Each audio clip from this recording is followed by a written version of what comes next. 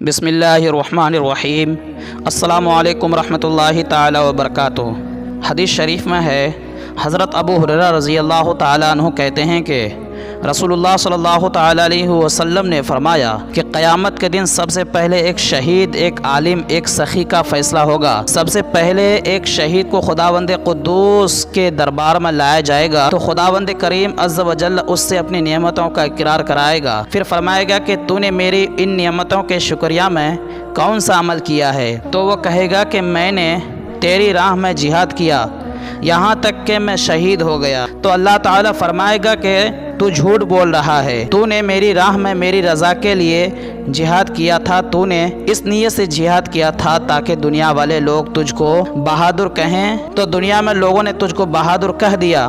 تو نے جس نیت سے جہاد کیا تھا دنیا میں تجھ کو اس کا صلہ مل گیا کہ سب لوگوں سے میں نے تجھ کو بہادر کہلوا دیا، اب آخرت میں میرے دربار سے تجھ کو کوئی اجر نہیں ملے گا۔ پھر خدا عز و جل کے حکم سے منہ کے بل گھسیٹ کر جہنم میں ڈال دیا جائے گا۔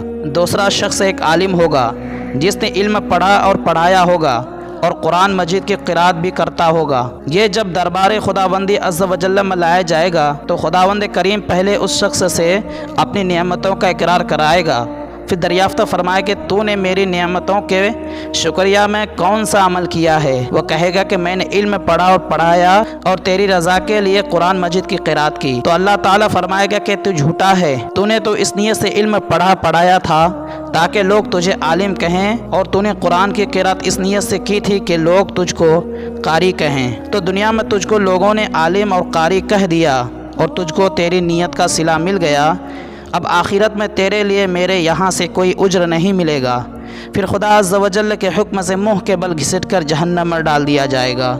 تیسرا شخص ایک مالدار سخی ہوگا، جب یہ دربار خداوندی میں پیش کیا جائے گا تو اللہ تعالیٰ اس سے اپنی نعمتوں کا اقرار کرائے گا، پھر یہ پوچھے گا کہ تو نے میری نعمتوں کا شکریہ ادا کرنے کے لیے کون سا عمل کیا ہے؟ تو وہ کہے گا کہ میں نے تیری راہ میں جہاں جہاں تجھے پسند تھا اپنا مال خرچ کیا ہے۔